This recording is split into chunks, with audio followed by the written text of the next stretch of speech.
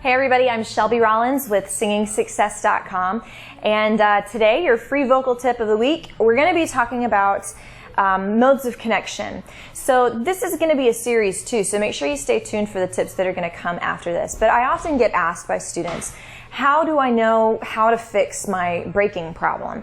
And now I want to be general and specific at the same time. Generally speaking, what's going on is your chords lose connectivity, they just break apart. And that's when you hear the crack, the flip, the movement from chest to head that you don't necessarily want to hear. But the way we go about fixing that might kind of depend on where the weak spot is in the voice, and there's multiple ways. And so the three main modes of connection are edge, which is more muscular, pharyngeal, which is more nasal, resonant oriented, and then the hoot, which has to do with a color of head voice sort of shading from chest to head. It also lowers the larynx. So it really would depend on what's going on. So through this tip series, I want to give you a few things that you can try to really sort of see which helps the most or where is the problem actually lying. Today we're going to talk about edge as your mode of connection. So the edge is really, I'm sure you've heard this before, the inner edges of those chords together, connecting. And there's different exercises that really focus more on developing the muscle memory and the strength to get them to stay closed as you go through your breaks.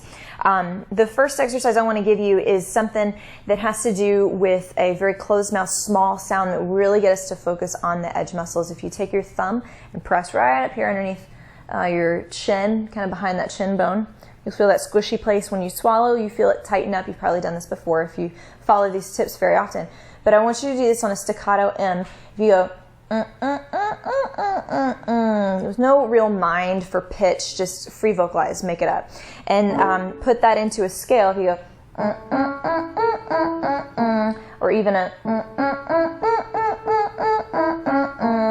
and we'll go through these a few.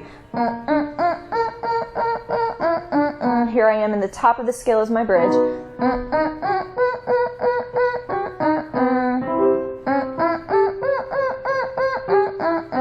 Keeping track right here helps you to know if you're pulling tension. And that's going to be a huge indicator that edge might be the problem. If you're trying to diagnose which mode of connection do I really need to work on. If you're feeling a lot of tension pull down, you're probably still in chest voice, which would sound like this. And you feel it, the tone changes, it gets tighter, it actually loses the bright, squeaky sound and moves into a heavy mouth tone sound. If you had opened your mouth, it might be a instead of and that's really all that happens when you open your mouth from the M to an Now, if you go all the way up, through even your second bridge, you can still test the same exact thing. You can put this on any different scale. The staccato and the ease of it is so important. You want to make sure you're never taking any more grip as you go higher, but it stays very balanced. Brett always says, don't direct it, expect it. Don't force your way to get up into that bridge. The answer is not more chest. The answer is usually to let off and allow that voice to find its natural placement.